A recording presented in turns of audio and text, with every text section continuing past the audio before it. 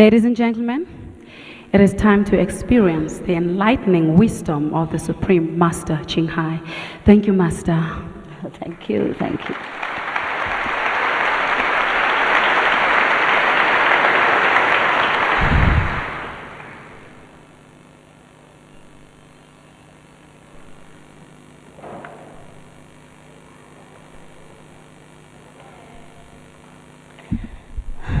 You call me master, but you are all master.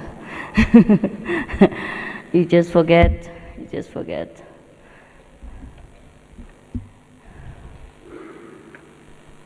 When we are united,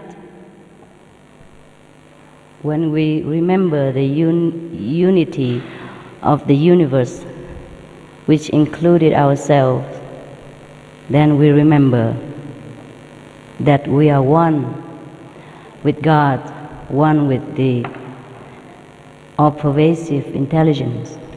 And when we have forgotten this, then we have forgotten everything.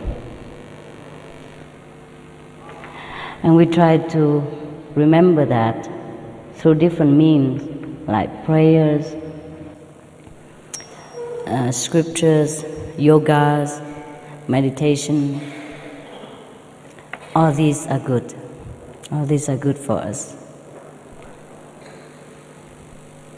One day, we will truly remember that we are all masters. There's no one in this room or anywhere else who is not a master. Because we cannot be separated from the Master, who is all-pervasive, and we are in that pervasiveness, and we are one with that. And that's the only thing we are made of.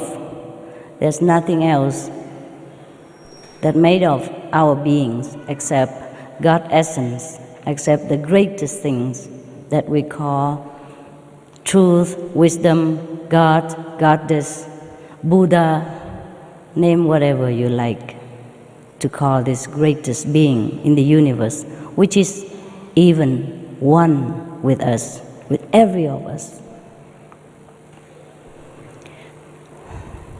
That's why at the time of death, the so-called ourselves or the body just lay flat on the ground or anywhere and doesn't move, because that essence of all movement, of all activities, has chosen to leave that physical instrument for that time, maybe seeking another instrument for further experiencing the limitless, the vastness of this great being, which we call God, which is one with us, actually. Once we found the unity again with this all-pervasive intelligence, all-pervasive love, we call this enlightenment. We call this God realization or self-realization of attaining Buddhahood. Different countries name this intelligence, this wisdom, this greatest love by different terminology because they speak different language. Otherwise, they're just one, the oneness that encompasses all things, including ourselves. And we are never, ever separated from this oneness, even if we try. The only reason we feel separated from this oneness is because we have chosen to forget the unity so that we can re-experience again this greatness, and we can recreate ourselves again through forgetfulness, or remember again the bliss of heaven, of unity with God, which is ourselves, our greatest self. That's why when we are dying, for example, many people ask me all the time, what happened when we die? I always say, I didn't die yet, so I don't know. But we could experience the feeling of death during our deepest prayers or contemplation. When we are in the deepest prayers, we will be oblivious to all the surrounding, including ourselves, and all the worries will depart from us. This is the time when the Indian yogis call samadhi. Yes. During this samadhi time, we will experience oneness with God, almost like the time when we die. That's why in the Bible it is mentioned that learn to die so that you will begin to live. And a saint also say, I die daily. Whoever forsake the flesh for the spirit will find God, etc., etc. How do we forget or forsake the flesh? Every day we have so much problem of living, of survival. Every little things that we see around us, everything we encounter during our lifetime, always try to remind us that we are a physical being. We are just a mere mortal, a weak, feeble human being, helpless in front of destiny. And how can we forget this? We can. We can if we practice. We can if we know how. It is very simple. Every one of us can do this. We have children from 6 years old, even younger than that, 5. They already experience oneness with God.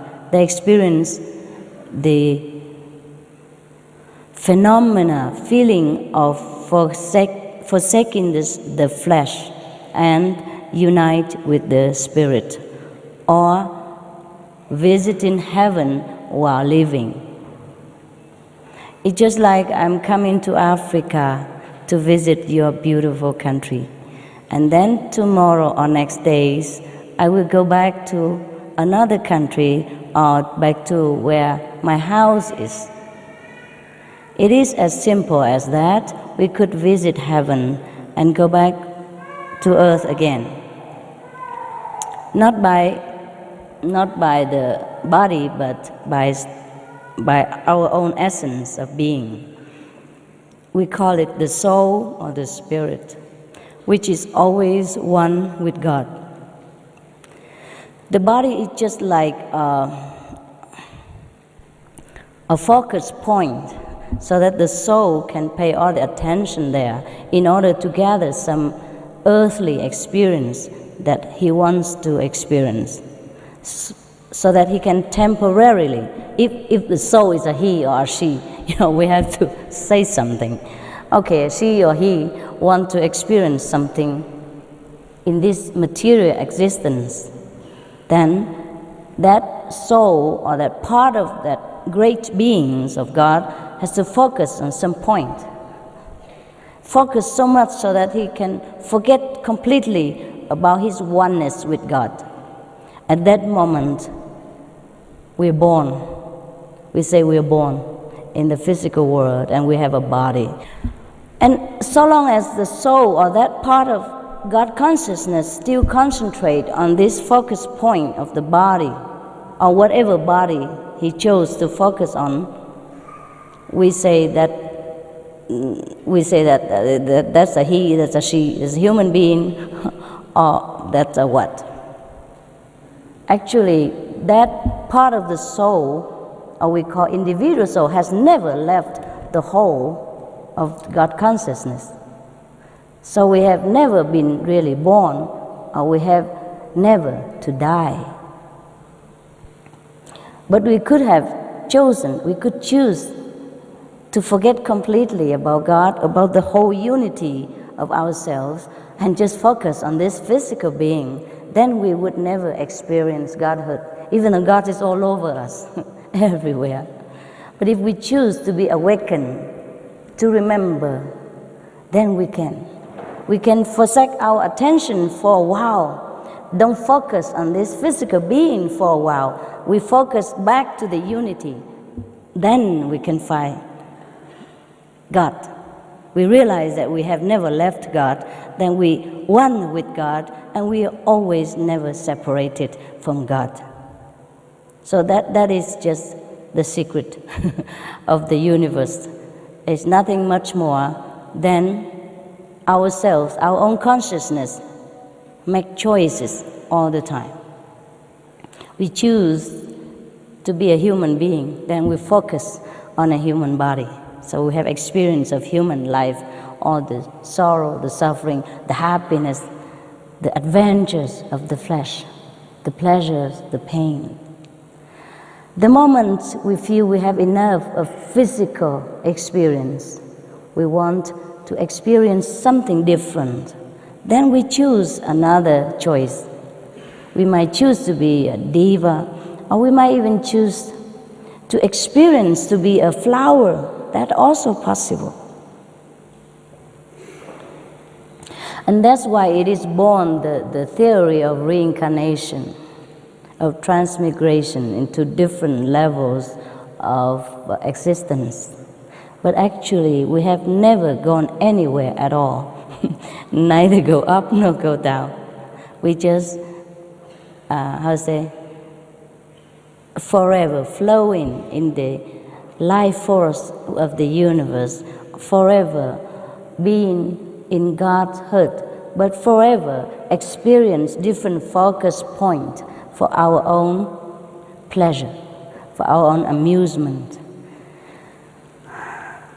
But while we are in the physical body, sometimes we have forgotten the wisdom of ourselves.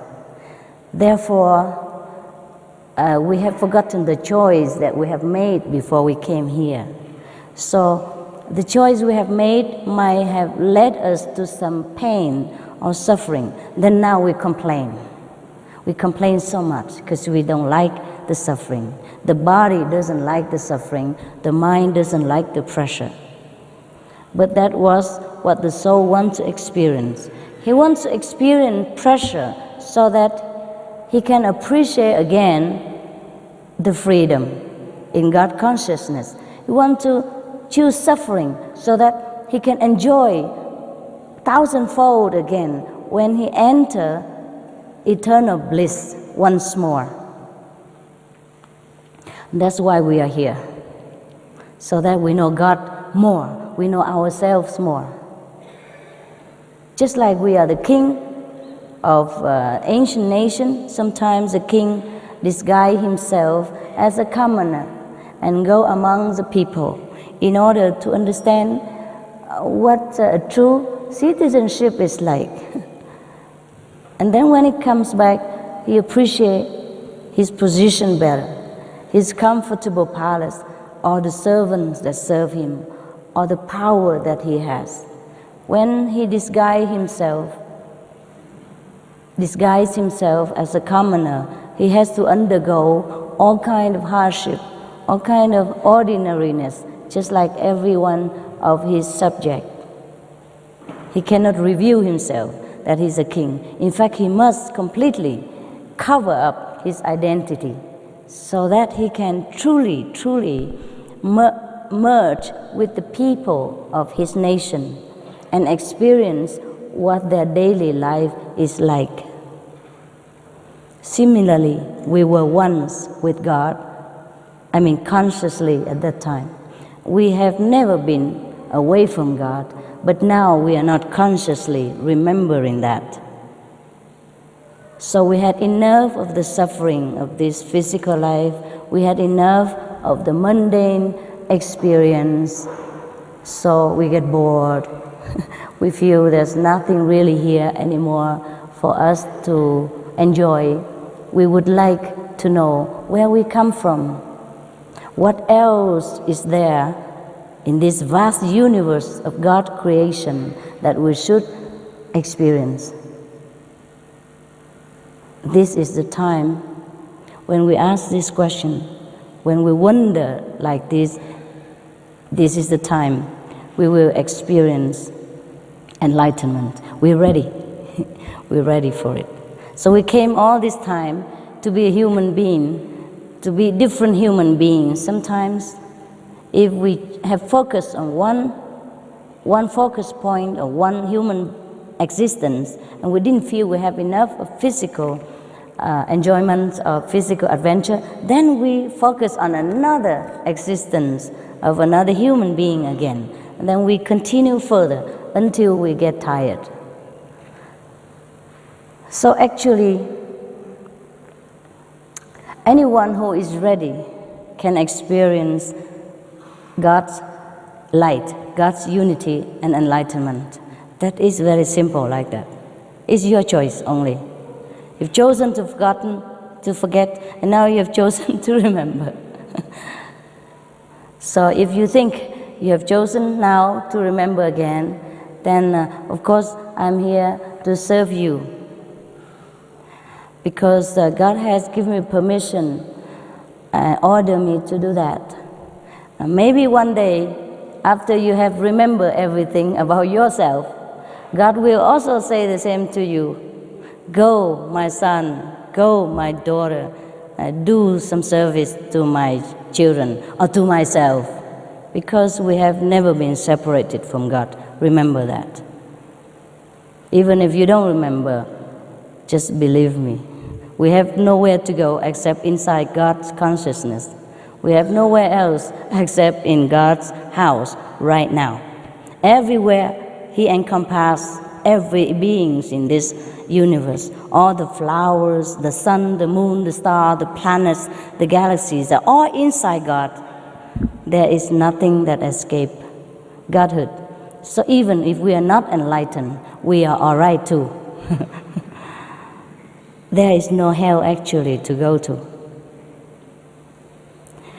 For a conscious soul, there is no such thing as hell, but just a temporary passing experience that he has to go through in the course of eternity, because he has chosen to experience some so-called suffering in order to grow, in order to understand happiness again. Every soul, every little part of God has chosen to walk a different path in order to experience different aspects of God. And the whole experience of all humankind or all beings made up the wholeness of God. Therefore, Jesus said, love thy neighbor, even love thy enemies, because everyone on earth, they have chosen to play that role only. There is no enemy. Just us, just God, different focus points to make life more abundant, more variety, more different, more colorful. Just like He made us even so different colors so that we can enjoy each other. Like I look like yellow cornflakes, corn, and you look like chocolate.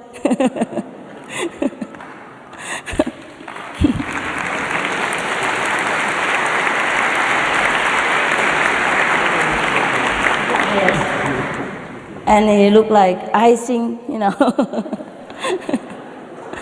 Christmas icing, yes. Because God is colorful. Just like He made all different flowers, different colors, even fruit.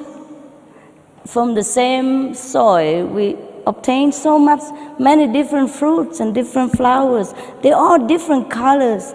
The African people chose to always wear colorful clothes because inside, I think they feel that they are very close to God. They're so happy, they know this is...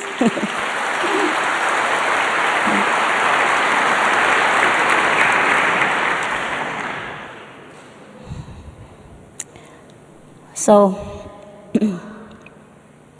there is not really anything mysterious or difficult about finding God or finding our true self, because we have never been anything else but God, God's essence, one with God, or God's children, God's offspring, a spark of God, a part of God.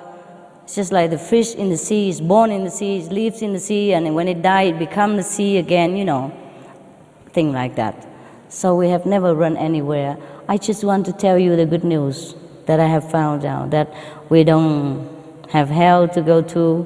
We never be forever condemned in that eternal darkness or suffering. There is no such thing as eternal suffering, because there's only eternal love. The problem with us now is that we have to change our thinking. We have to change. We have too much guilty feel about everything. Feel guilty if we're successful. People make us feel guilty if we're rich even. If God gives us some richness or successful business, people make us feel guilty. Yes.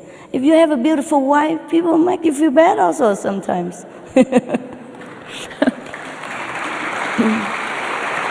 Yeah. They come around and ask you, how did you get to know this beautiful woman?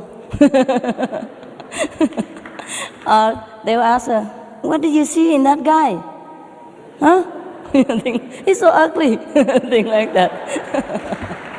Yeah, it's none of their business. They make you feel bad. Yes, they make you feel guilty if you have a lot of money. They make you feel guilty if you are successful in political or business. This is the things. Because they also make you feel guilty about the things you do in your bedroom with your loved ones. Yes, I'm sorry. This also ridiculous. You lock your door already, you close the curtain, they still make you feel bad in here. Okay. You're just expressing your love in different way, right? And the whole world is feeling guilty about so many things because we have been taught that way. This doctrine is never right. So Jesus has to come, Moses has to come to set us free. Set us free not just by his sacrifice, but by the teaching, telling you that God is all loving. Knock and it shall be opened. Ask and it shall be given unto you. But where do you knock? Yes, we couldn't even knock anymore. We're too weak. We're burdened with guilt and fear from this revenge for God. There's no such thing as revenge for God. He is revengeful. He's like us, like you and me. War God. You do something good to me or else. This is not God. Can you imagine such a God? Then we don't need to worship such a small-minded, narrow person.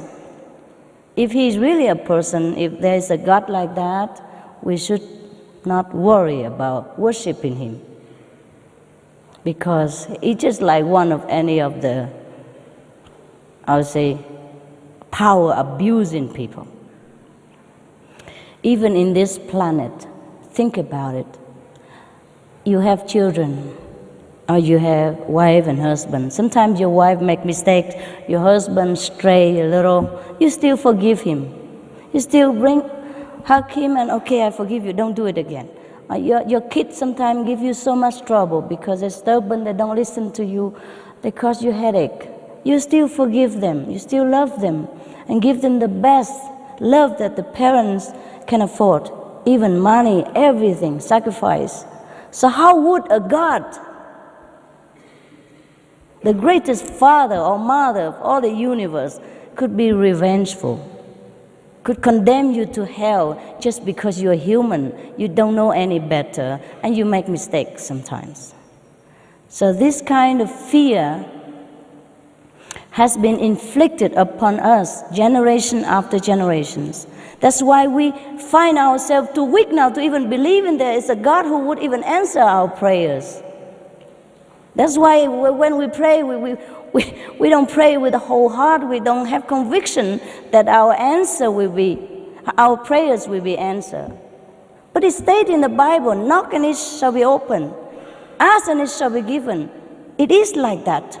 It is truly like that about God. No matter what you did, what you do, He will always answer your prayers. We just have to listen. I'm going to show you how to listen to Him.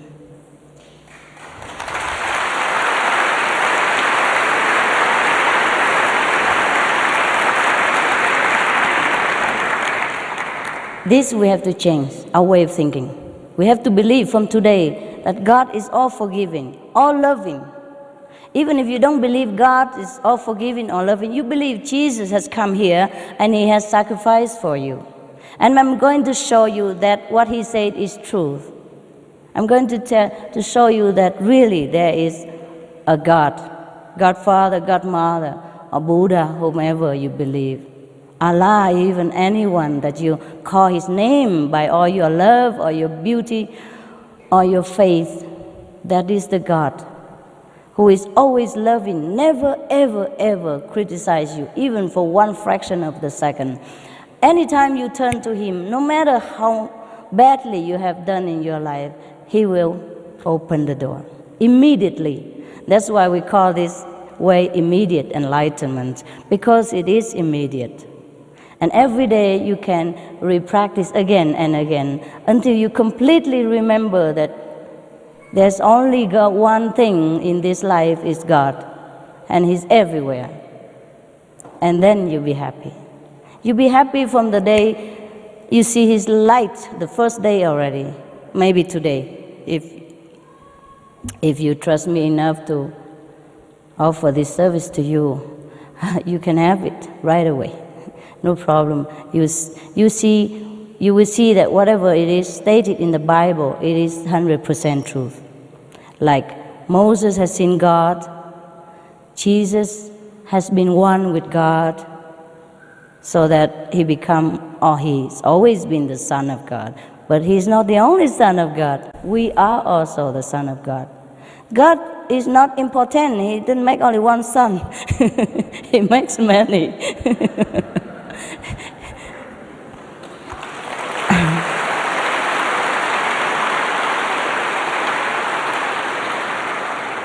It just, Jesus has remembered.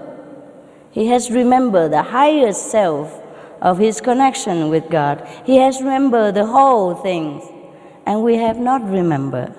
That's all. There were two sons of the king. One has been wandering all over the land and has forgotten that he is a prince. The other stayed with the father and remember that he's a prince. Both are princes, yes, no difference. One day he remember, he come back, it's the same, yes. So we are the wandering sons and daughters of God. And the moment you want to go home is right there. Everything is created by thought only. For example, now we are in the physical body, so you do not understand much of the teaching of Jesus or Buddha, because it says that whatever you ask, your Father would give to you. Whatever you think, that means whatever you think of, whatever you wish for, will be fulfilled. But we cannot believe that, because we are so prisoned by this physical shackle we call the body. So in order to experience the boundlessness, love, the boundlessness, the all-pervasive, unconditional, eternal love of God, we have to rise above the body. And I will show you how to do that. It's very simple. You can do that on the bus, on the airplane, in the park, anywhere. There's no condition. I will show you how in a minute. And I can show you deeper, different level of going, forsaking the body. And for some of you, if you just want to try, just like when you go in the shop and you just try a little cheese in order to know which cheese is good, then I just give you like few minutes. If you want to go deeper, there are some things you have to know more, so it takes a couple of hours to explain to you. But the enlightenment is just seconds. The explanation takes longer. Why explanation? Because you have to do it alone at home, so you have to know everything. Yeah? So take care of yourself and be your own master. Then you don't have to call me master anymore. You call yourself master. Oh, don't even bother. We are friends. Yes. Every one of us is equal. Equal. Truly like that. So now, what were we? Okay, where was, oh, too many things from here. Slow down, please. He talks so fast. My mouth is not fast enough, because in the higher dimension, we don't even talk.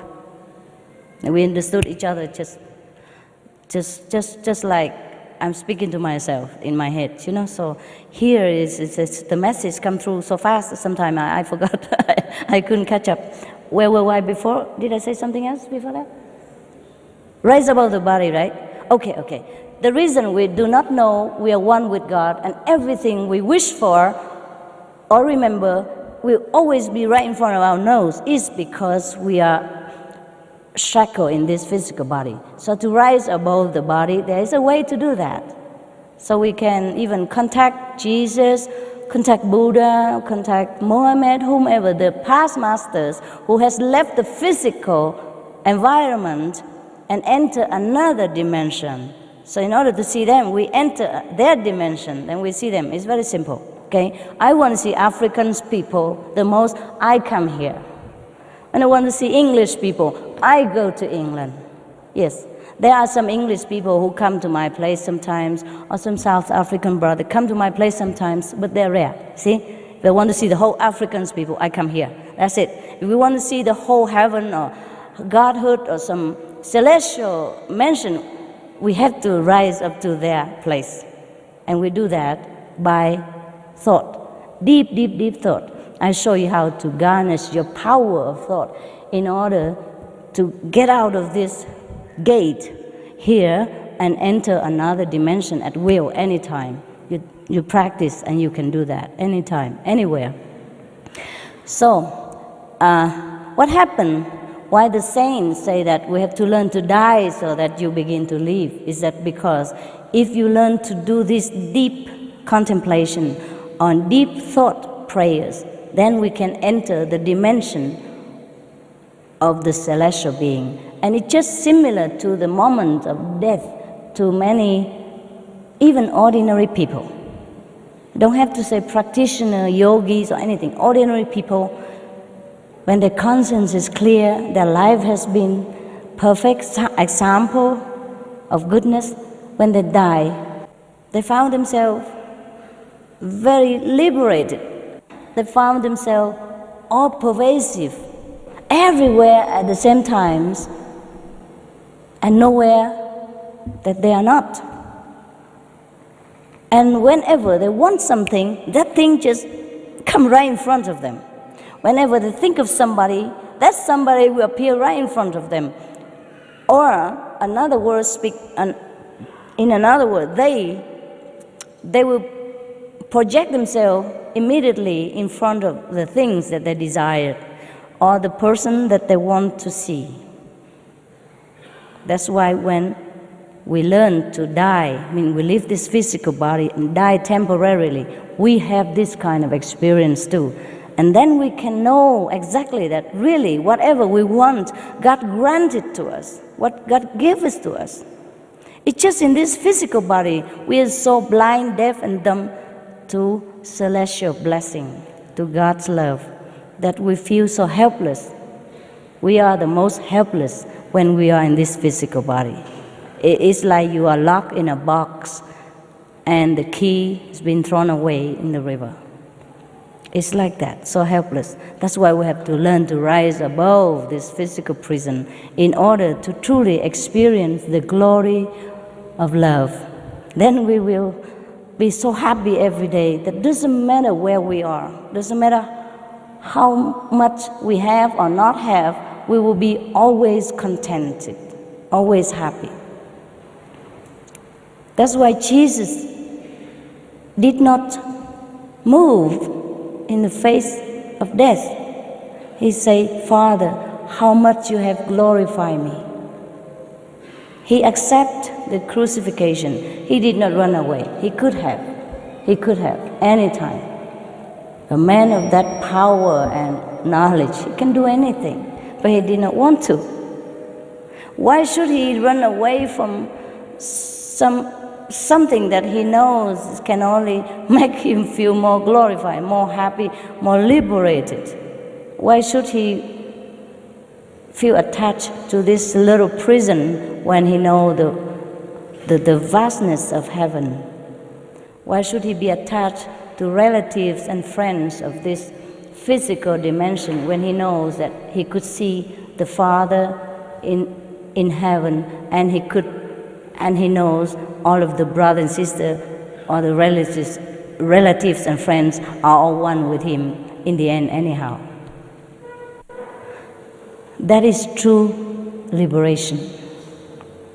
There is no freedom compared to this freedom in God realization. That is the only true freedom that we should search for. I am willing to serve you in any way I can if you think you're ready to make this choice again. You had enough with this life, you want to have different choice. But nevertheless, we do not forsake this world in order to go to heaven. No, we still can have both. For example, I'm still here. I just enjoy heaven every day, but I enjoy also this life. You see, I enjoy your jewelry and your clothes very much.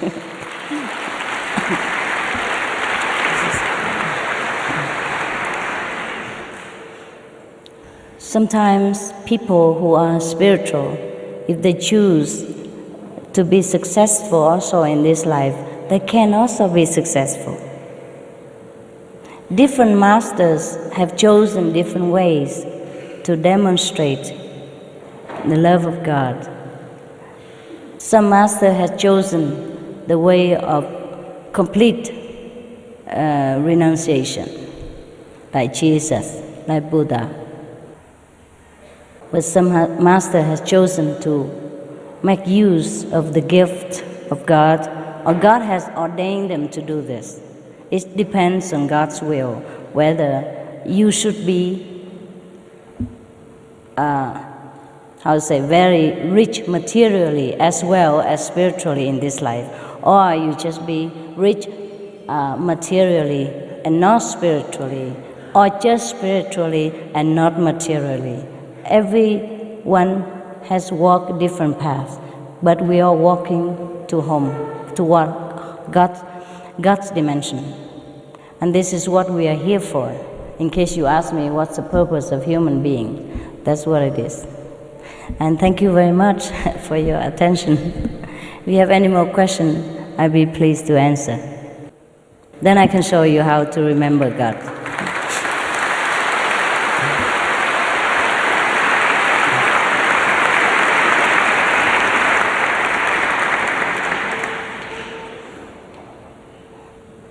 You okay? I hope I made myself clear. Yes, you're so intelligent, my God. I'm not surprised. I'm not surprised. African people, very, very spiritual. They're very much more contact with nature, very spiritual.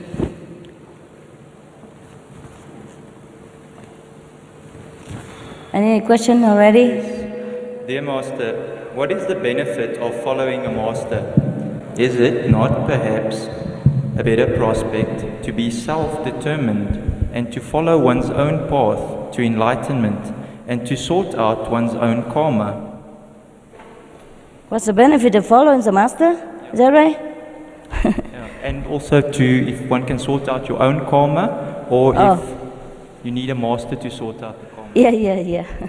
Actually, in a way of speaking, you call me master, but I told you already, I'm going to remind you that you are the master. That's all there is. And the karma and all that will go away as soon as you realize that you are the master of the universe, that you're one with God.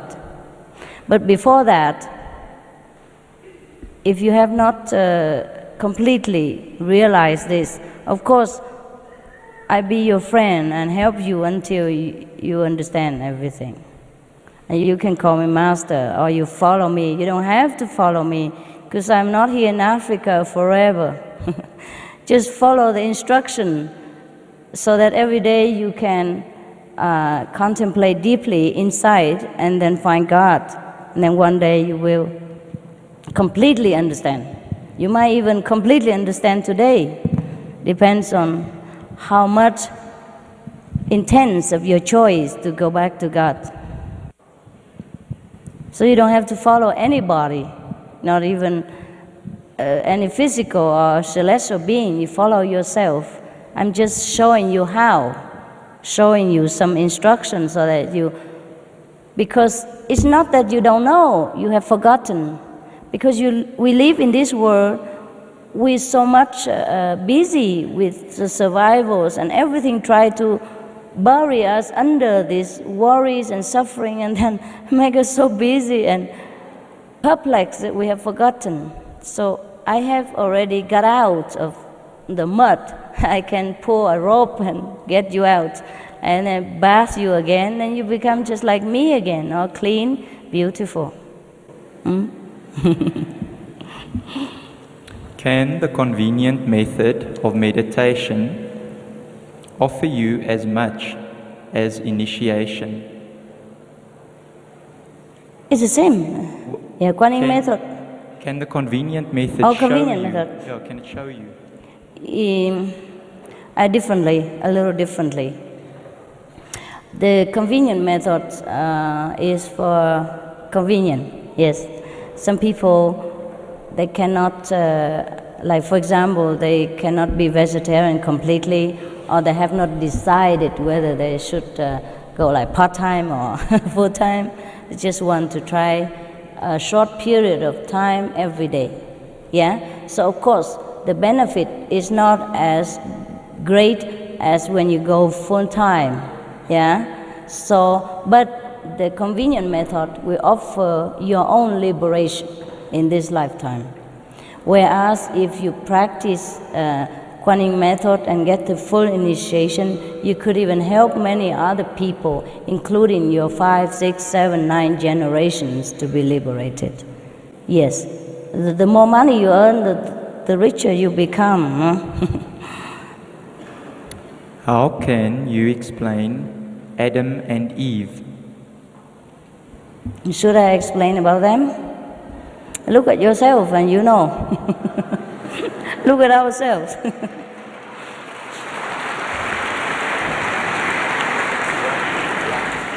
Yes. If you do not stick to being vegetarian after initiation, what happens? What happens? Then you become a meat eater again.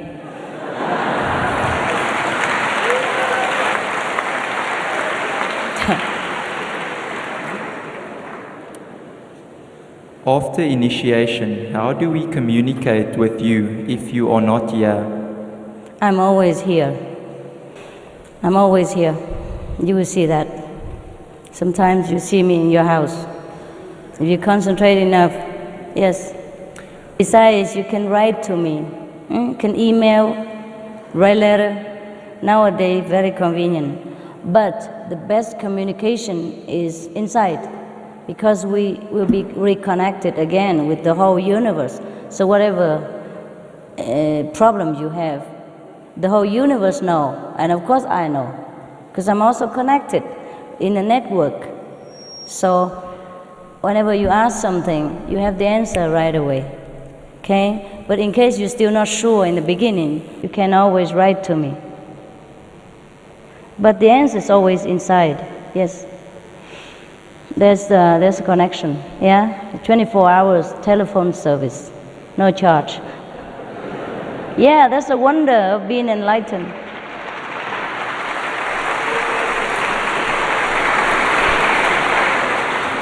Because if a teacher has to be physically present every time with the disciples, then it's not convenient, it's not powerful enough.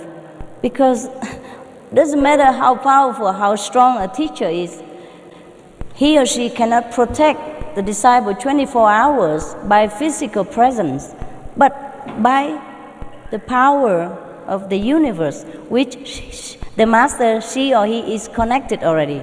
I am not myself. It's not the physical body now that will be protecting you. It is a connection with the universal power through me that will protect you. Understand? That's why everywhere you are, that power knows and protect you and answer your question. You will not knock and it shall be opened. Ask and it shall be given. Your prayers will always be answered. Your question will always be replied by inner connection. And that's the wonder of being in this enlightening ways of life. Otherwise, what's the use having to even find a master through rivers and ocean again? And how long can you stay with her or him? Yes, even the master after initiation will continue, protect and guide you after the master has departed from this world. That is the meaning of being a master. Otherwise, you should not be a master. It's a lot of work. Will we master the art of clairvoyance with the third eye? What, honey? Will we master the art of clairvoyance? Oh, will we master the art of clairvoyance? Oh, that's nothing. It's just a little child play. You don't aim for that. This is not the goal for you. Of course you will see things. You see everything. But you see the whole universe. Not just a little thing here and there. Not just your future and your past. You will master the whole life force. You will master the whole universe. That is the goal. Yeah. Do animals have karma, and is it right to give them meat? Do animals have karma? They do. If they want to eat meat, you have to give them. Otherwise, they might eat you.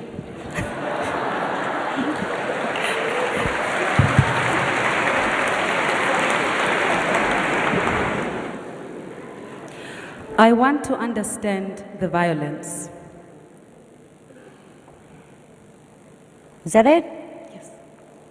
Well, then study it. Read it. Yes, I know. It is difficult to understand because a lot of stories and terminologies in there are kind of mystical. Yes, unless we have the same level of consciousness, we find it very difficult to understand. So just get enlightened, yeah? Stay around and I show you how to enter into the true experience of the Bibles. Because the Bibles, many are recorded of the experience, enlightened experience of the past practitioners, spiritual practitioners, yes? It's like, for example, Jesus, when he meditated in 40 days in the desert, of course he communicated with God. Yeah. And the devil also came to him and tempted him with the power of the three words. You understand what the three words is? It's very big. This word is already big enough. If somebody come and offer you to be the king of this whole world, will you like it? Of course you do already. And he's offered to be king of the three words. Above this word, another two words. But that's as far as the devil can rhyme, so he can only offer three words. And he said, get out of my sight. That's what Jesus said. I mean, get lost, yes. Yes, this kind of experience. I'm sorry, we couldn't even see the devil even if we want to, because we are not able to see with the Spirit yet. So in order to understand what Jesus have experienced, even to say to the devil, get lost, we have to study what Jesus has teach us. Walk his way, meditate like him. Go in the closet, mean meditate, mean pray in silence, pray properly.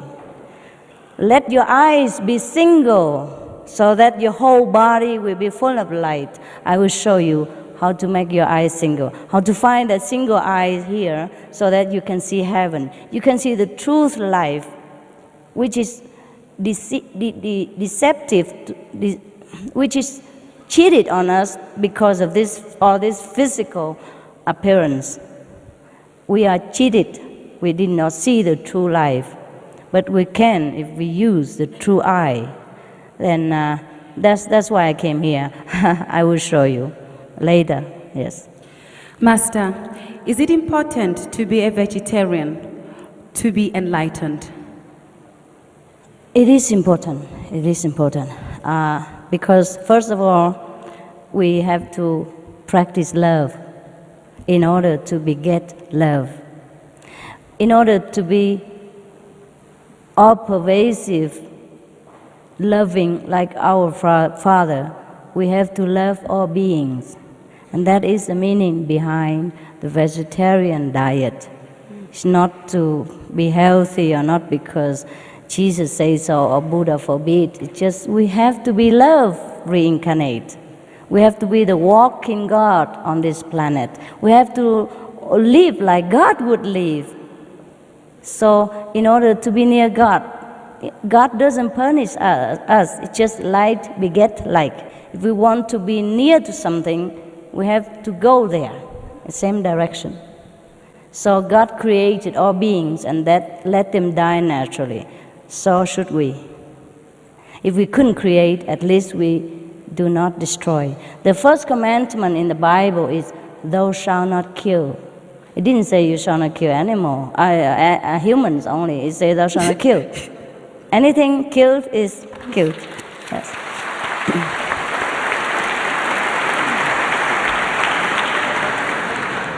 What is your opinion on spiritual healers? Should or can it be done for a living, like charging clients? If it is it allowed? Yes, spiritual healing is very good. Very good for the patients. Not too good for the healer sometimes. Because she or he has to take on the karma of these patients, and sometimes it's very overwhelming. Because spiritual healing is just one of the level of God consciousness. Yes, if we arrive there, we can heal people. Yeah, these people are very spiritually strong in order to heal people. Spiritual healers are very strong in their spirit. But in order to heal without healing, like Jesus did, we can go a little higher, much higher. Then we heal, you don't have to lay hands on people. Just like when somebody touched Jesus' garment and she just healed. And she thanks him. He said, no, it's your faith that heals you. He never claimed because he knows it's the Father. And he said, it's not me who do it, it's my Father. And that is the highest level of spiritual healing. Yes, we could be in many different levels, so it depends on where you are. The greatest spiritual healers don't heal. They just get healed. If it is God's will for that person to be healed through you, he just get healed. The master, or for example, Jesus, he didn't do anything. Yes, that's why he never claimed credit. Yes, true master is like that. Very humble. Yeah. How do you teach your children this way of life without being ridiculed in everyday life? Yeah. I told you, people ridicule you even if you have a beautiful boyfriend or wife. So why are you scared? Huh? This life has been led in a wrong direction for a long time. That's why we are what we are now. So if we could not change the whole world, at least we change ourselves, change our environment, change whomever we can influence. If our children want to lead, to go this way, it's our duty to lead them, no matter whoever say. You have to walk the way of Jesus. People stone him, curse him, label him, crucify him. Did he give up his way? No. So, we are Christian, we are whomever, we walk the way of God. All right? And we have to be an example to other beings. We cannot follow them because they're erring already, they're mistaken. You must be the torchbearer, you must change. And somebody else might change also. They might not accept at first, but they come home and think about it. Oh, this way seems to be better. And then later they say, oh, it is definitely better. Okay, I follow. See? That's why we still follow Jesus now, 2,000 years later, because that's the only way to live our life. We follow, but we don't practice. We should practice more. Yes. Is God within us? Is the subconscious mind? If not, what is it exactly? Yeah, God is within us. It's a consciousness. God also without us. God's everywhere. God is yourself. I want to feel the power of God, but I don't know how. Can you help me? I want to be strong and faithful. Yeah, only when you see God, then you can be strong and faithful. You cannot believe something you don't see. I'm sorry. I show you how to see God, then you can believe Him. All right? God is light. God is the love you will feel during the contact with Him, during your meditation, during the time that you reserve for Him. And then later, more and more, every day, every minute, you will feel His love. Even without meditation. Even when you're walking, when you're driving, you will feel that you are one with that love. That's a wonderful feeling. And that's how we can believe. You see? That's how we can believe. How do you see that God is with you? And when do you feel that the Holy Spirit is with you? I feel it all the time. How do I know? How do you see? How do I see? What I see, I cannot show. I cannot tell you, but I can show you, that you can see the same. Yeah, because what I drink, you don't know. What I drink, you cannot taste. What I eat, you cannot feel full. But I can offer you the same meal, same juice. Then you can understand. Yes, God is not. I wish God is a physical flower. I can show you.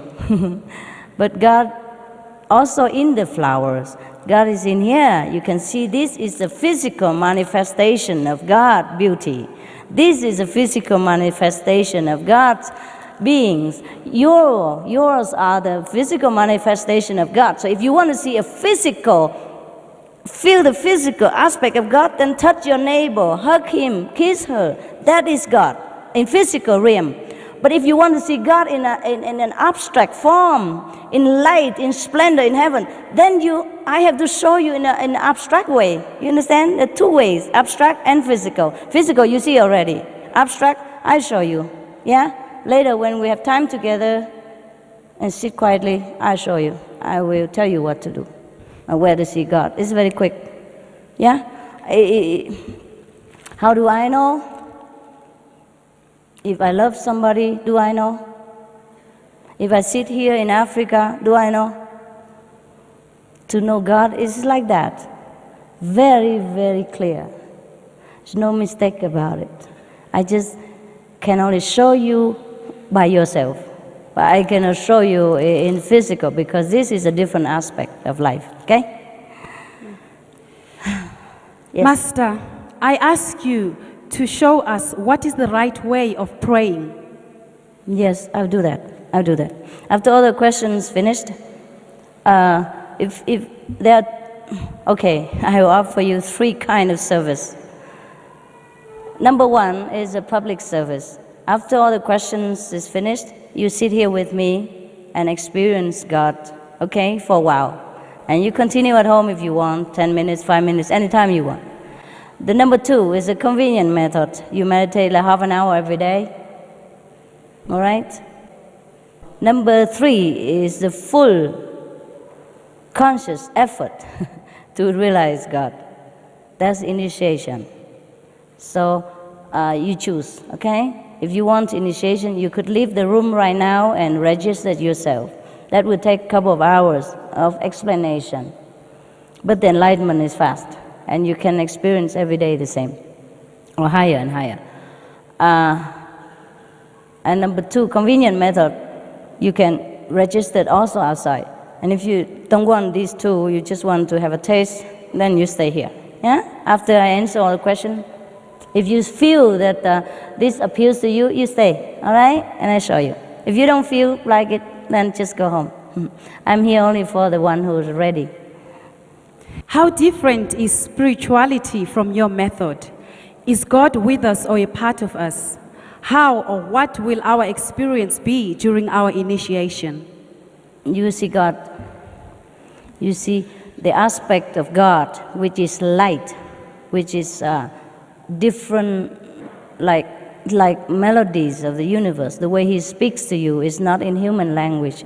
He speaks in a melodious voice, like the sound of water. It's mentioned in the Bible that He speaks like thunder, like the sound of many waters. This you will experience, and more, because the Bible don't record everything.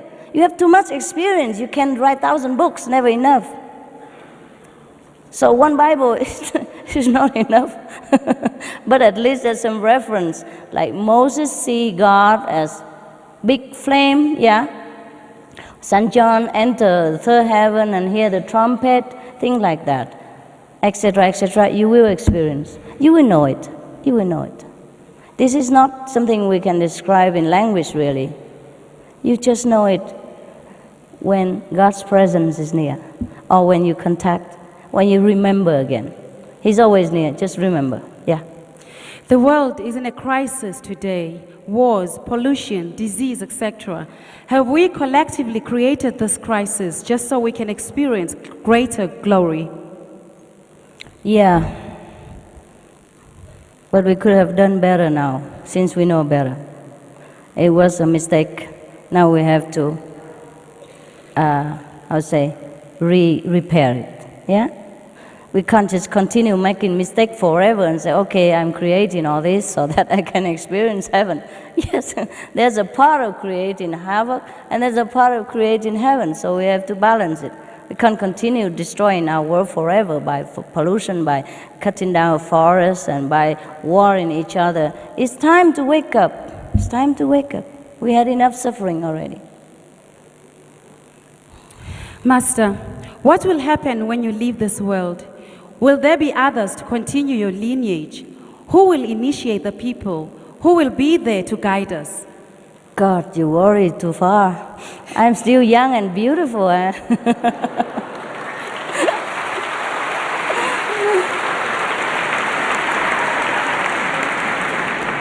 that time you will know, yes. Okay, God will decide. God will decide whether there is someone to continue, and He will let you know.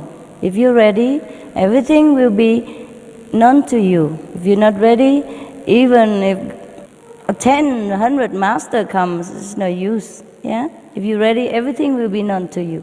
Don't worry, okay? Meanwhile, get initiation while I'm still here. The master died, but the spirit doesn't die. So you continue to be guided until you finish the journey. Yeah? Whoever are initiated by one master will continue with that.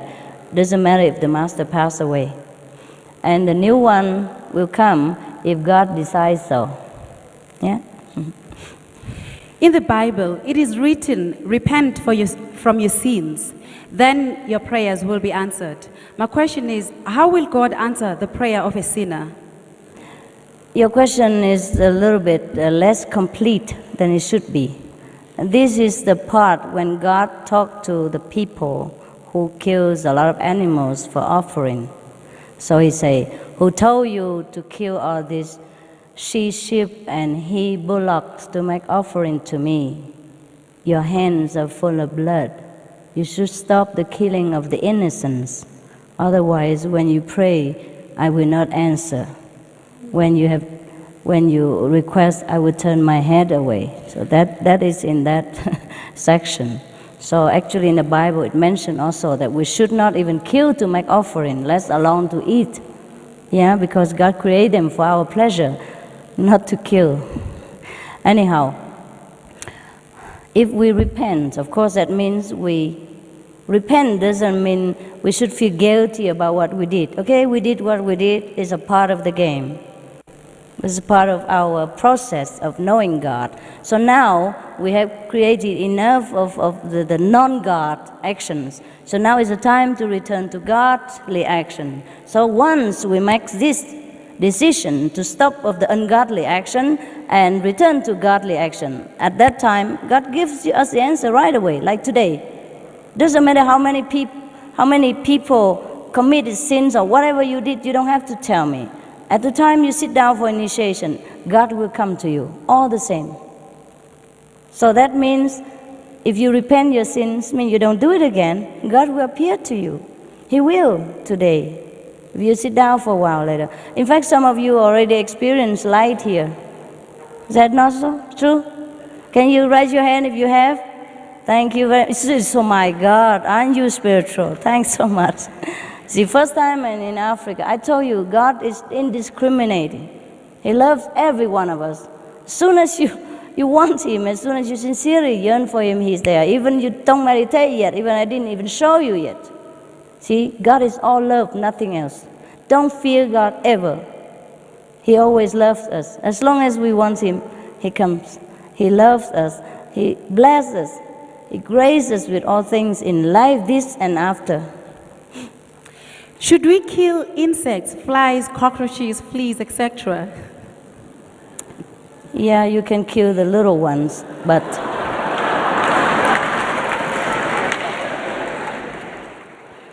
there's some little debt to pay. Yeah, it's better to make your house clean and do some prevention outside the house so that the smell they don't come near. So you don't have to actually kill them, all right? Because God doesn't punish, but your conscience feel bad. When you kill something, you feel, oh my God, he's so little, so helpless, and I kill him just like that. Even though you don't feel it much, your conscience will awake at night sometime and feel something biting you, and that's the ants or the cockroach coming reminding you, you shouldn't have done that. Yes. Can you explain what are dreams or dreaming? Okay, there are two kinds of dreams, or three kinds of dreams. One is some like a clairvoyant kind of warnings or prediction of the coming event for you. That is when you're in very deep sleep and more aware of your future or the past, okay?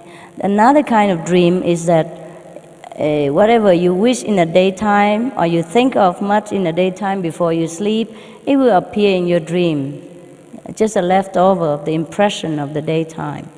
And the last kind of a dream is just nonsensical, whatever, no meaning. Just collect all kind of garbage in your brain, and when you sleep, it's too full, it just like leak out, yeah? Okay. In the Bible, we read that Abram's sons slaughtered animals for their father. Was it a sin? In the old time, people believed to make offering to God, all right? Even now, they still do that. They even slaughter animal to offering to the God within their body every day. So who am I to say what? All right? Abraham's son did something, that's his business. My business is not to slaughter any animal, okay? Anyhow, people has different way of life, different choices to know God. They choose to do it quick, they choose to do it slow, right? So that's why I say there are three kinds of offer here to you. For one of those of you who like to do slow, leisurely, because you have eternity anyhow, so you can just have a taste of it, a few minutes. For those of you who are a little more serious, go for convenient method. For those of you who really get fed up with this life and really want to know God, nothing else, then go get initiation, full. See? I'm not here to criticize you and tell you, you eat meat, you are sinful. No, no. I'm just reminding you of many choices that you want to make. So you decide now which choice you stay with or which choice you continue, or next perfection you choose. Yeah? Next choice. Or stay with this choice. Okay? All right? Jesus Christ fed 5,000 people with bread and fish. Fish is meat. What is a sin? Was that a sin? Jesus also helped fishermen get more fish. Was that a sin? No. The sin is we did not understand him. He did not eat fish. He did not feed fish either. We also eat fish every day, but it's vegetarian fish. We also call it fish. We call it hamburger. Sometimes we call veggie hamburger. Sometimes we're lazy, we call it hamburger. We have things like chicken, we have things like steamed fish. All these are vegetarian. It tastes delicious. And if you are a non-vegetarian and the first time you taste them, it looks like a fish, it tastes like fish, you probably do not know. If we tell you that if it's fish, you would believe it. If we tell you it's a hamburger, you would believe it. So Jesus was a descendant of a clan that has been always vegetarian for thousands of years. If you want to do more research about the Lord's life, you better take more time. And also he went to study in India for 13 years. That's the missing gap in the Bible that you couldn't explain. And if he studied in India, all the yogis there, the master eat vegetarian. How can he eat meat again? That's the two factors you have missed. Of course, the Bible cannot record everything for you. You have to do some research. Yeah, the church don't want you to be lazy and put everything on the table. You have to be creative and long for. If you long to know the life of Jesus, you have to research yourself, read more books and history and facts and more new findings and all that. Yeah? Anyhow, the fishermen, Jesus recruit. He did not tell them to fish again. He said, come, I teach you how to fish men. No? Yeah, he said, put down the net, I teach you how to fish men. Okay? But since they are fishermen, Jesus used the term as a fisherman sometimes to talk to them. Just say, okay, today we catch a big fish. Means I have a good person to get initiated. We say the same thing sometimes. Also, yes, because why do I understand all this? Because I have direct teaching. If you want to understand, you also need the direct teaching. I told you I will show you how to get direct teaching from Jesus. Then you can argue with him and he will tell you he doesn't eat fish. A poor master. Yeah, everybody tell him he did that, he did this. He tell you different, but you couldn't hear. So similarly, you remember how difficult it was for Jesus, how many people harass him and persecute him and his disciples? So they have to talk in code, yeah? So today we have a big fishing time or something like that. Oh, let's go out fishing. Because if he really need fishing, he wouldn't tell his 12 disciples, say, come, forget it, I teach you how to fish men. Now you know, okay? Okay, thanks.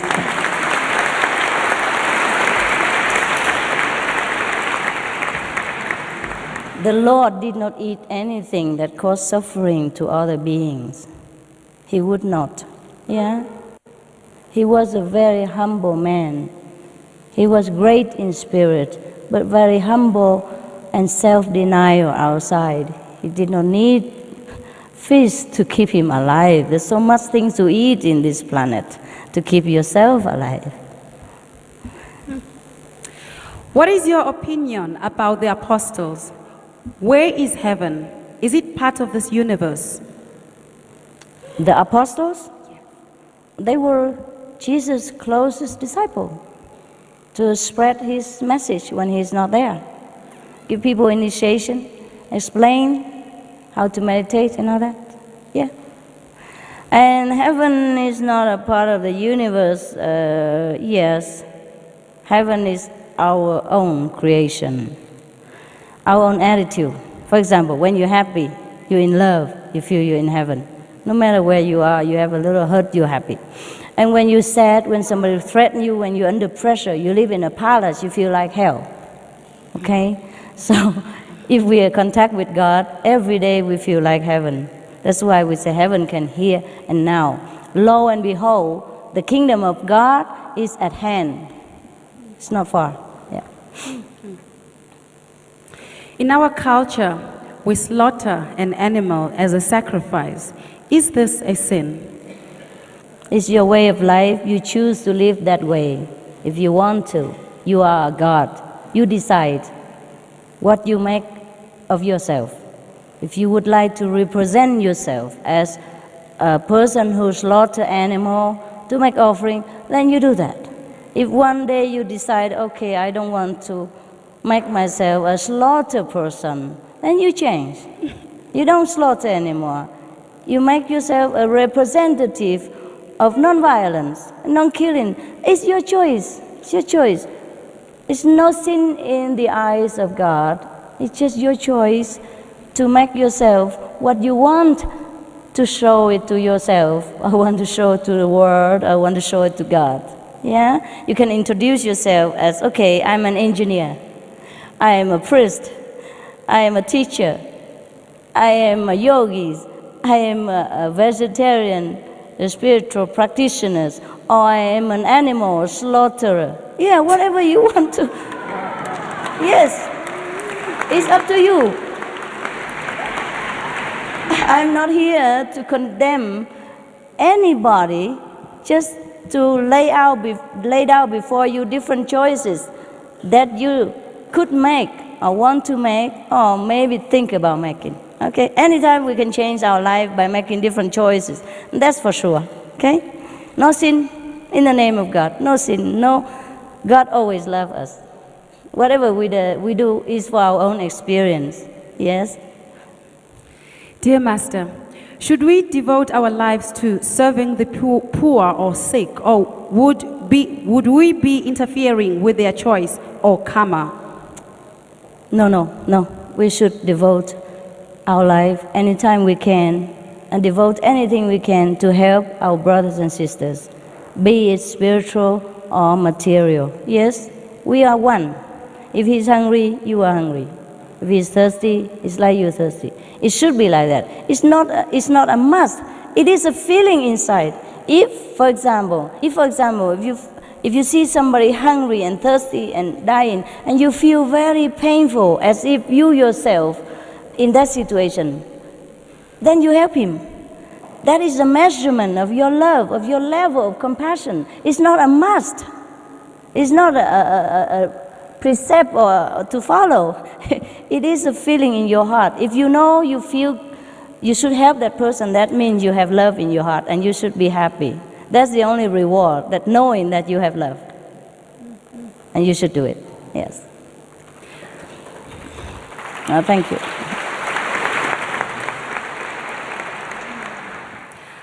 I feel a lot of love, but trapped inside me. Can you help me spread it around the universe? You spread it. It's your love. If you love, do something. If you love, just like if you love a boyfriend or girlfriend, tell him you love him. Do something for him. Give her flowers, hug, kiss, make love, do whatever. So the same, if you love all human beings, then do something about it. Do something you think that would let people know that your love. Shower them with your love. Do it. You know what to do. You have God inside you. Do it honestly with your feeling. Everyone does it differently. I cannot tell you what to do. Okay? As you said, there is no hell after death. What happens then to those who do not follow instructions and the scriptures of the Lord? What happened? They have to learn again the lesson of love.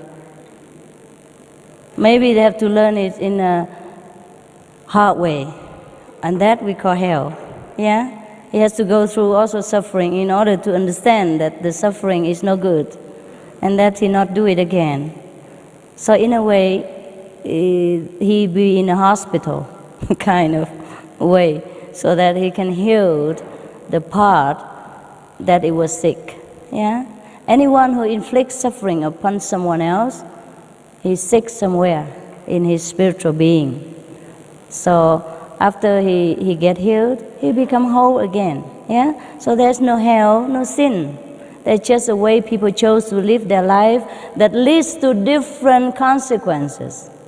That's why in the Bible it tells you, whatever you sow, so shall you reap.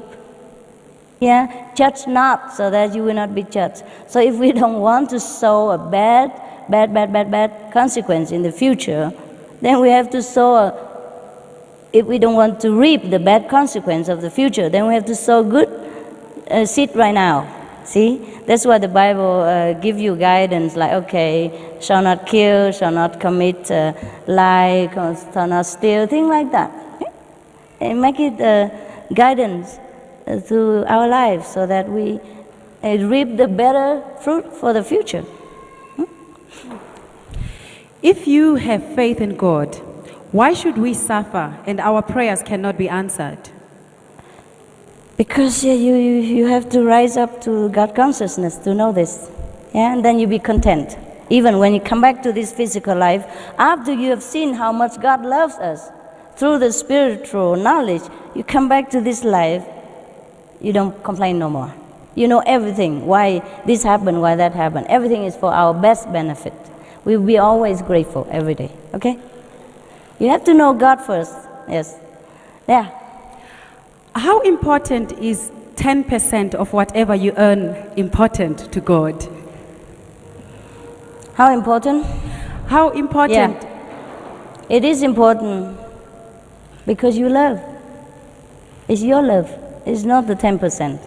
It's the love that goes with it. It's the love to share whatever you have with other people who are less fortunate. That's important. When one raises above the physical body, how would it be possible to differentiate true situation from, e.g., hallucination?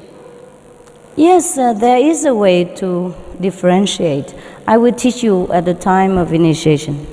But only people who want to go deeply into the spiritual dimensions should learn too much about all these things.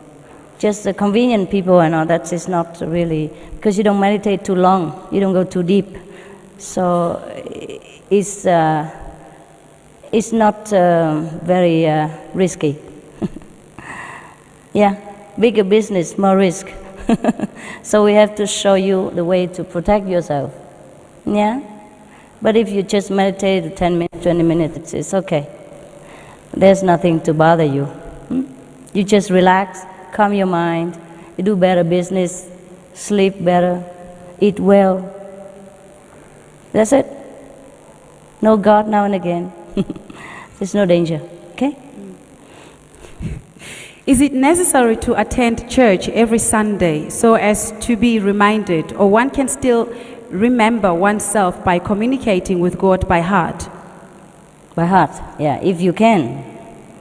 If you can communicate with God by heart, you can pray in the closet, the way it is stated in the Bible. Yeah? The church come after Jesus. The church is an organization that gather people who have faith in God and who want to pray together. It's similar to like our group. Every Sunday we gather together in one place. It could be called church too, but we call it a meditation center. And we meditate the whole day that day, just to remember God intensively, more than other days, because we're always busy every day. So that's the meaning of really going to the church every day, to get more communication, deep communication with our true self, with God. But if you, and it's stronger, when you meditate together, if you want to sleep, you see the neighbor is sitting straight, you feel ashamed, so you also sit straight. That's the purpose. And you help each other in collective energy. But if you already know God, everywhere you sit is a church. Yeah? You should go to church every day inside, not just Sunday. I want to know, where is the true secret of God? And being a vegetarian, can I smoke marijuana? Yeah. Marijuana is vegetarian, right?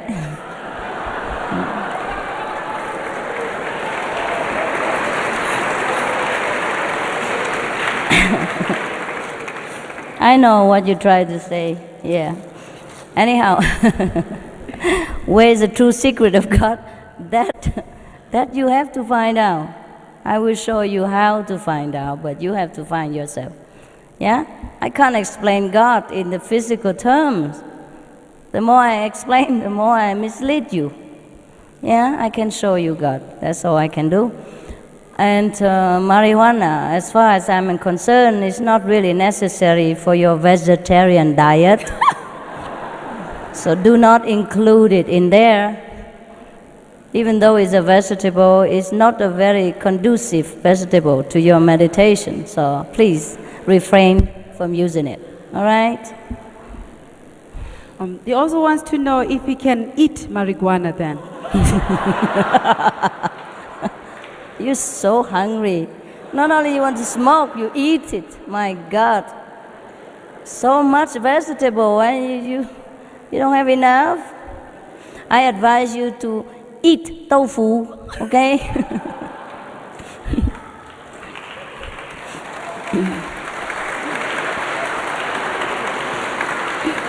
Yeah. You can fry spinach. It's better for you. Anything that make our consciousness blurred, and not clear, this is not a God way. God's way, no need physical aid, no need anything, because God is God. You can't change Him, you can't make Him come nearer, you can't bring Him where you want just because of marijuana or anything else. You can only know God. That's it. And pure, simple, know God. Just concentrate, forget the world, and concentrate on God's side. Then you see God. I just show you how. That's it. There's no need for anything. And the vegetarian we eat, it's just because we just have to eat little of something to sustain this body. So do not go too deep even into too much of vegetarianism. Anything we eat to sustain the body, enough nutrition, keep our spirit alive, that's good enough already. Okay? We're not here to eat. We're here to know God. All right? Question from the same person. Am I poor because of my thinking or my belief? We are poor because of our belief. But it's too late now. Okay? Our planet has been led into believing that what we've been sinful and we've been punished for our sin and all that stuff, and so we should live a rich life here. But before this era, we have a golden era. Have you heard about it, right? In the golden age, right? Long ago, okay. In that age, people know God, believe in God, because they see God, they feel God's love. And at that time, there was no teaching such as revengeful God, jealous God. Oh, there's no such teaching as hell, because everywhere was heaven. But then some bad people has invented this kind of fear, so to control the population. And slowly, this fear creep into our consciousness. And we begin slowly to believe that we are sinful, we are bad. We couldn't know God because we are forsaken, we're born in sin, we always sin, and everything we do is sin, blah, blah, blah, blah. So our consciousness has become conditioned that way. That's why we also fail in our business. We became poorer, we became deprived of many comforts, including material ones. But it's a little too late now to change drastically. The whole consciousness of the planet have been ingrained into this way of thinking. But it's not too late for you. If you're ready to change it today. Believe what I tell you and experience the love of God within you every day. Then you will see how your life changes. You will know God is really love, and whatever you ask for is already there. Okay? What is the difference between your way of meditation and talking or praying in tongues? Because it is said that talking in tongues is talking to God. How true is that? Both are true. Different levels of understanding about God. Yeah? Okay. In our ways, we don't talk even. We don't even talk with the mouth or the tongue. We don't use anything of the physical instruments. We go direct to heaven, enjoy the carefree life without this physical body. Yeah? And God doesn't speak to us in the human language. He does also sometimes. But we don't speak it out loud, or we don't need to do anything. We just communicate. And we understand in a godly way, celestial way, which is a silent way. Yes. Dear Master, what are your hardships that you have experienced in your walks of life? Please share with me. Wow. I do not consider really anything a hardship, even though in those moments I do complain, or like all of us, I complain. I say, why?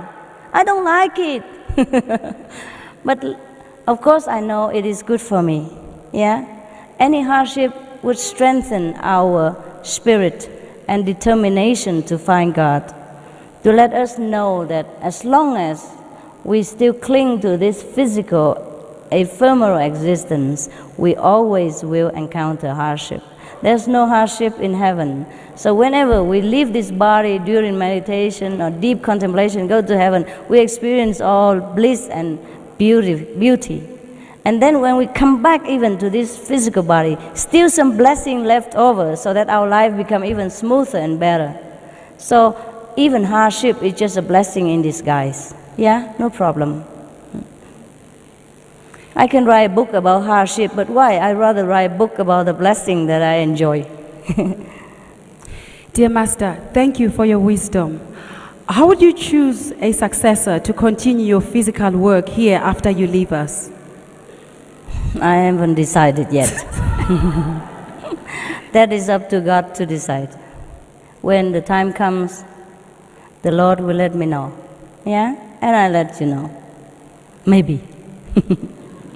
Or you have to find out yourself. Yeah? Okay, if I have one, I will write it down, okay? Name, place, date of birth, then you can identify him. He probably have a nose in the middle, 2 ears. You can find him or her, whatever. But I haven't decided yet. Okay, I haven't found one yet. Sorry, you hurry up. And maybe God tell you that, okay, you are the successor. And then you tell me, huh? Who is the devil?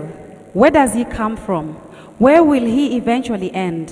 Why does God not destroy this devil? Is the devil part of this oneness you are talking about? Yes, he is part of the oneness. He works for God. Wow. So that we know what's right, what's wrong. So that we know to resist temptation. So that we can improve ourselves and go nearer to God. All right? There's no such thing as devil. Actually, just trial, just test, just training. We train ourselves. If we want to train ourselves in a hard way, we chose our way of life in a hard way before we're born. To train ourselves, to experience the things that we want to experience in order to find God in our way. Yeah. Dear Master, tarot cards, auras, Reiki, healing, is this bad? even if it's done for the benefit of others? No, it's not bad. I told you everything's different levels of understanding about God. Yeah? The nurse is not bad. The doctor is not good. They're just working in different ways. Yeah? Different jobs. But if you want to be a doctor, then you have to stop being a nurse and study more. That's what it is. All right? Become the healers without healing. Like Jesus. Yeah? Okay. How do I overcome all these problems I have and get my focus back and be forgiven for my wrongs? I would love to change my life and be a good man again. Yes, then change it. First, whatever you don't like about yourself, change it. Yeah? For example, you used to tell lie, now don't. Just tell the truth. You used to take things from people, you stop that and you give your things instead. Yeah? Or get initiation, get enlightened. Is there such a thing as bad luck or curses upon you? And when does it ever set you free? Nobody can curse you. No bad luck can harm you. If you choose to walk the other way, right? Just walk the other way. Walk the way of God, then all bad lucks will leave you. But sometimes, because the karma you have already created, so the consequence still linger for a while. Okay? Just bear it. We don't live here long. Don't worry. Why can we not be initiated and be unrestricted? Why can we not eat meat and drink alcohol? So you want to be a flesh-eating God and drunken God? You already are. If you eat meat now and drink wine, you're already a drunken God and meat-eating God already every day. I thought you want to change to something different. If you don't want to change, then just stay where you are. You already are God. All right?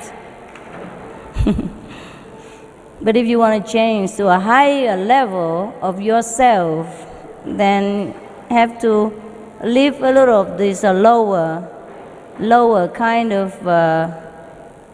substitutes to find a more noble, higher intoxication in the love of God and more refreshment in the flesh of Jesus. You understand? The spiritual flesh of Jesus. Yes. There are many religions, such as Christianity and traditional African religion. Which is the right religion for Africa? Also, by practicing other religions, does that anger our ancestors? No. Every religion is good for Africa if you believe in it. All right? I'm just showing you the way to truly contact the source of your religion. There's only one God, and people find different ways to go to Him. It's just sometimes they get lost in the maze. So I'm here to show them where to go the shortest way. Yeah, I don't come here to change your religions. And your ancestors will never be angry with you because they will be liberated through your enlightenment, through your blessing. Thank you for coming to South Africa and bringing your love and peace to our people. I hope that your endearment is passed on to our people in South Africa. I hope so too. Please stand. Thanks so much for your love. I think so. The South African people are so enlightened, so intelligent. I don't have any problem with you. I think we understand each other perfectly. Yes. It's the same person. Everything is free. Please tell us who sponsors you. Who what? Who sponsors you? Who is your sponsor? I earn my money. I am a designer, don't you know? Oh, you see, we didn't bring all my creation here, but you could see some in the picture. I design jewelry, design clothes. I don't wear my own today, I wear yours in respect of your country.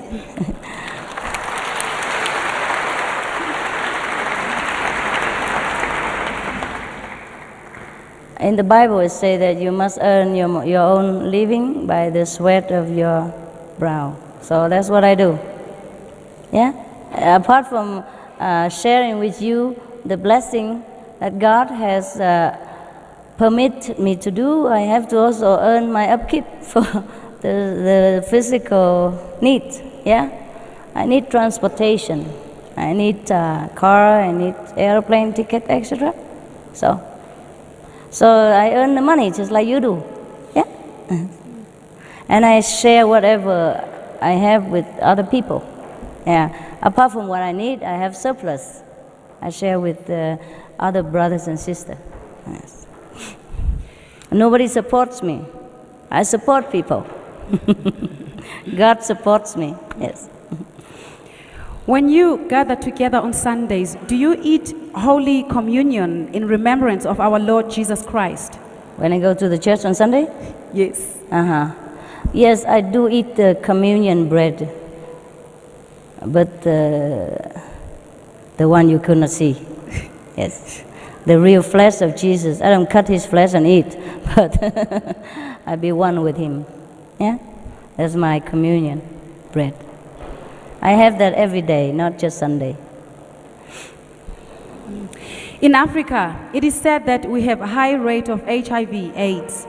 Does God curse or punish our continent with this incurable disease? How can we be saved from this disease?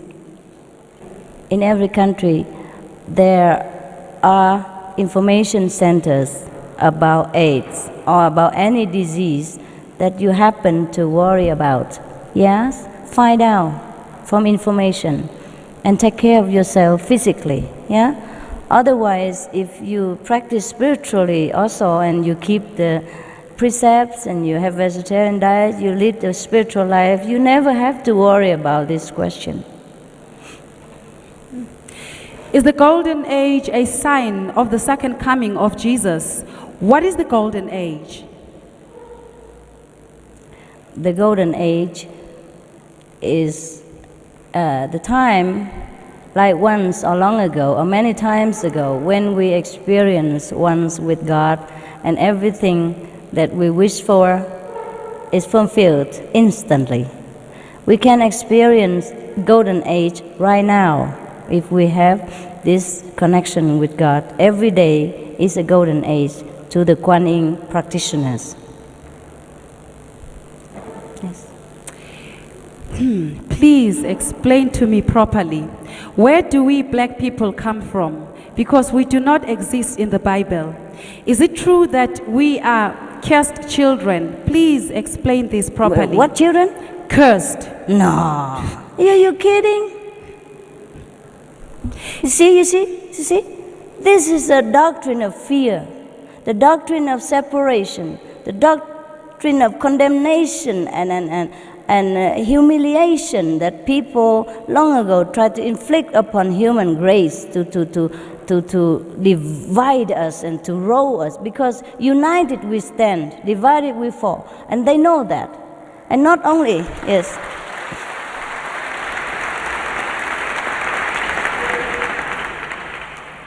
I once fell in love with a black man. Are you kidding? Yes, actually. Oh my God. Why do you ever ask this question? Should never even come up. It's just a different color, just like flowers here. Look how many colors in here. Suppose we all white or all yellow like me. Wouldn't it be boring, our planet? Huh? Then I don't have South Africa to come to. I don't have a different color to look at. When I look at you, I think of chocolate. Yum, yum. My favorite color. Yeah. Yes. And, all colors are beautiful. There's no difference. Just different flowers. I don't know why this question even come up. But I know why, as I explained already. This is the trap, this is the tricks of the bad ones, who try to get power over people. Not only they try to divide us from God, make God a fearsome person or beings, is revengeful and how you say, of punishing God, but they even divide us people as a whole, as the human race. Yeah, try to tell the white people that black are bad, and try to tell the dark people that the light-skinned people are evils. Yes, every generation we've been brainwashed into thinking like this, and that's how we've become like confused, and then we try to think again. Is it true what he said? Maybe it's true what he said. Tell me why the black people are cursed. Tell me why. One good reason why. Can you answer why? If you cannot answer, that means there doesn't exist the curse. What's the difference between the dark color or the light color, the yellow or the red? What is the difference in here? You know why you're black or you're dark? Because you're too near the sun. Hide yourself inside the house. No, I told you already. God is colorful one. He's artistic. He makes different fruit color. He makes different flowers color. So he makes different dogs color. He makes different elephants color. He makes different birds color. He makes different humans color. We should be happy. He's great. We are great. Yeah? Anyhow, I like chocolate, so I don't care.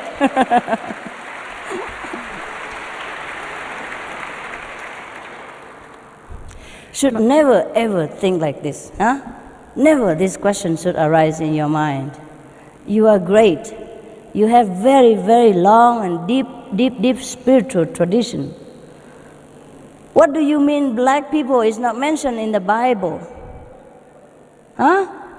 How about the Egyptian, Cleopatra? She was black.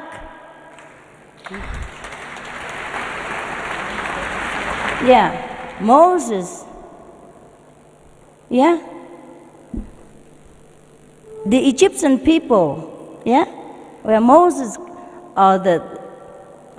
was raised, they are also color, they're dark color. You mean they're not mentioned in the Bible? Does it have to say dark or black in order for you to identify yourself? You are a human being. There's no black, no white, no yellow, nothing. We are God's children. Finito. Yeah, no problem at all. I don't see why. Any problem. I don't see why. How can you see any problem with the colors of the flowers? I don't understand this. Huh? You know what? You know what? In Holland, have you been to Holland? Any of you?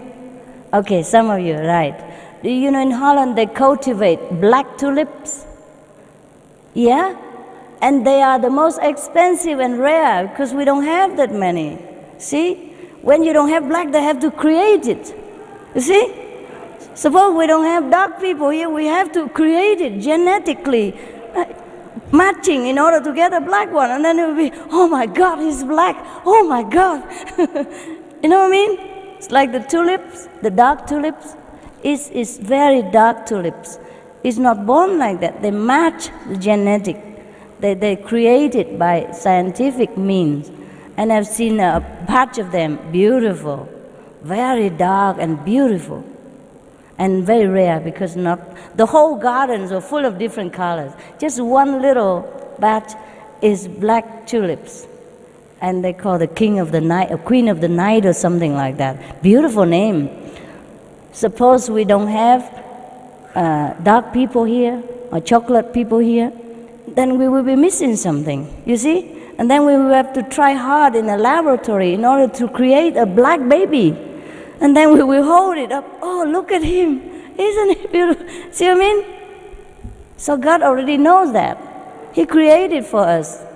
So we should be very grateful, happy, and proud. Yeah? Proud to be colored. You know how many? Yeah, thank you. Yeah, you do that. And I'll tell you some more. I'm sorry to talk long about this. It doesn't seem spiritual. But this problem has been too long, so it doesn't matter how long I speak, it doesn't seem long enough to erase the long-standing misunderstanding of the colors of God's creation. Yes, so I have to talk longer. What? I forgot now. What was it? Okay, the color. You know how much money all the people in other countries have to spend on the beach, how much suffering they have to lay in the scorching sun in order to get the color you have.